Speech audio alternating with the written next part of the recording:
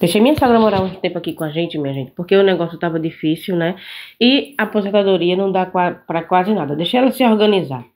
Quando eu cheguei do trabalho, minha gente, ela tava no telefone falando com a ex-nora dela, dizendo que ela podia vir passar uns dias aqui e trazer a menina pra o meu marido ver, né? Que é filha dele. Eu digo, como é? E eu escutando, eu digo, como é a história? A senhora tá ficando doida? Eu não quero ex-mulher de meu marido na minha casa, não. Não, mas ele precisa ver a filha dele.